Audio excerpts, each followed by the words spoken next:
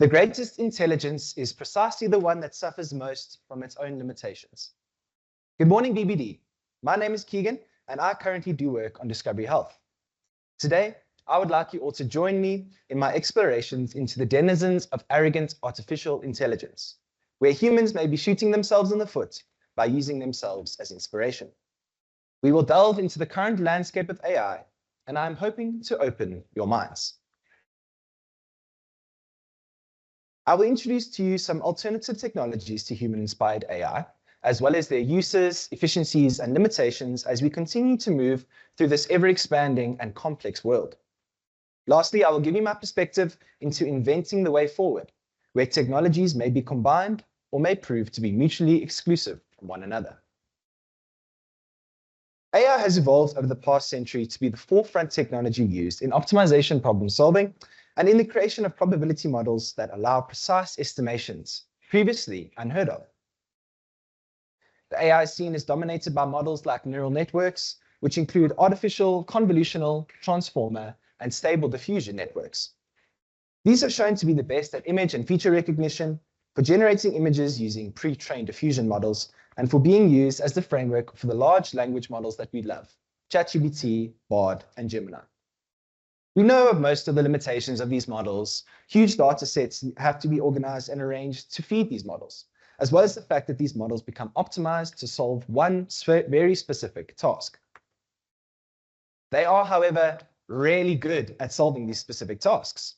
Not only does the application of these technologies have massive effects on people's productivity, they also show the power of modeling deep learning in the brain with millions of layers of neurons interacting through weighted connections to facilitate these creations.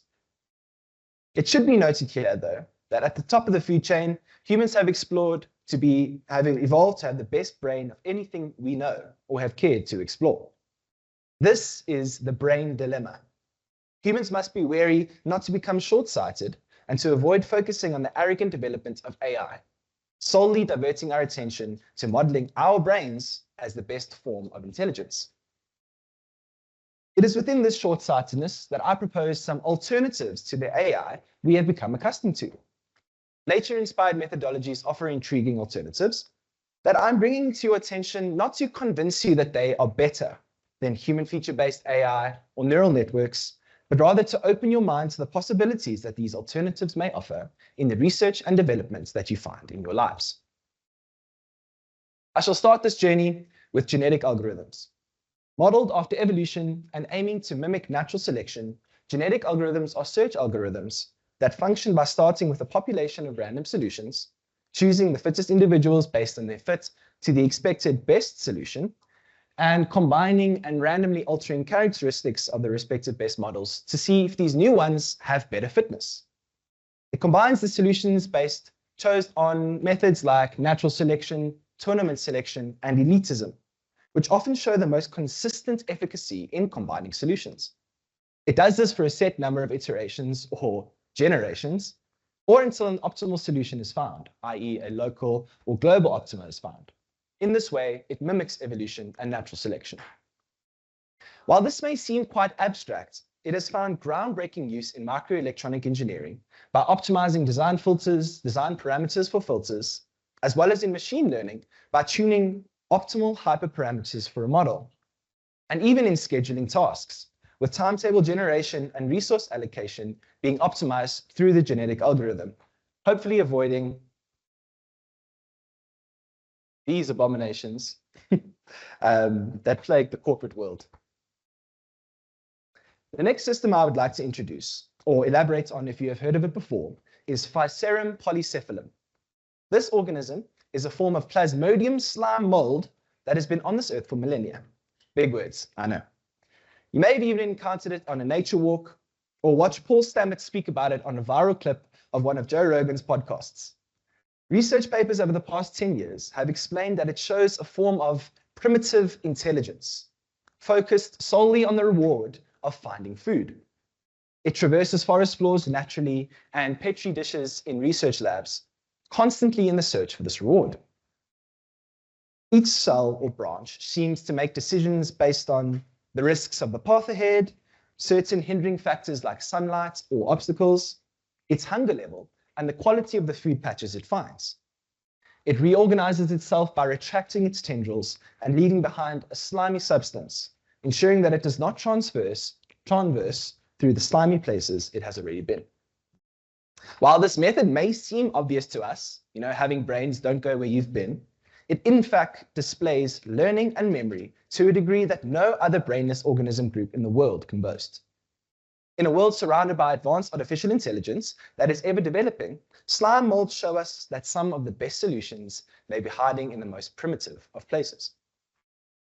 They exhibit swarm intelligence, communication, and learning, all while not having a single brain or hive mind. In recent studies, the mold was able to grow, reorganize, and optimize its paths over a few days to generate a more cost-effective and equally robust Japanese-trained subway system than what took human engineers years to conceive.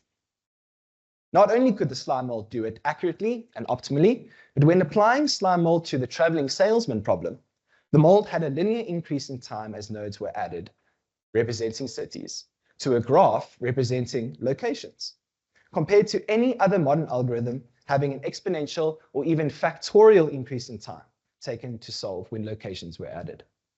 It is able to act in such a short time by expanding on each of its tendrils concurrently. This is true parallelism, a phenom that not even humans are capable of yet. Additionally, not only does it offer a solution to these monster architectural and mathematical optimization problems, it also has application in microelectronics. Developers of expansive printed circuit boards have to spend a lot of time figuring out the most optimal way in which to lay their conductive tracks.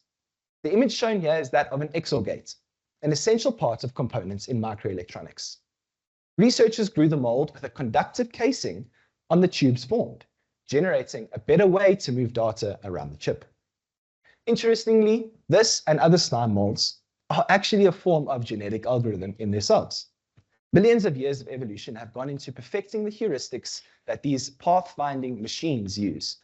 And we can utilize these methods by modeling the growth of these slime molds and finding optimal solutions faster. Next, this is ant colony optimization, a nature-inspired optimization algorithm that mimics the foraging behavior of ant colonies.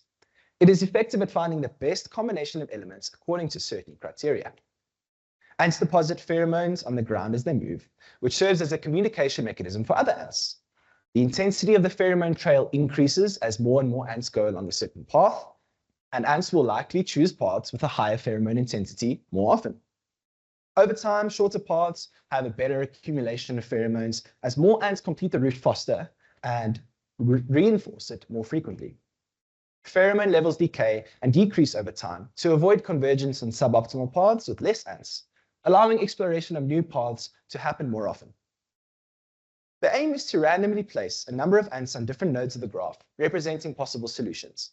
Each ant constructs a complete solution by moving from node to node to node, according to the pheromone trails it leaves and some heuristic function. After all ants have constructed their solutions, pheromone trails are updated based on the quality of these solutions. The process iterates until convergence criteria are met, typically when the solutions stabilize and do not significantly improve. Areas of research where improvements are shown include logistics and transportation, like the traveling salesman problem, as well as pathfinding in robotics and routing through the various paths in a complex network of devices. Now, while it may not show a better improvement, the shortest algorithm, they perform better when adapting dynamically in changing environments. Additionally, they allow parallel processing over each branch and a reduced likelihood of getting trapped in local optima. Some more examples of these intriguing algorithms can be found with a quick Google search, but here are some honorable mentions. The ABCs of modeling bees. The artificial bee colony optimization method looks to the movement of bees, including how they wiggle in their bee dance, as well as how they swarm, how they move around the hive, and how they pollinate and collect pollen from flowers. Additionally, this figure of real-looking leaves is actually a leaf venation algorithm that models leaf growth patterns to retrieve energy from their photosynthetic cells, as well as to distribute water along the organism. The different figures on the right show the same algorithm, but with 9 different input parameters. As you can see, they vary quite consistently, and you'd be able to find approaches and estimations for how these can be used.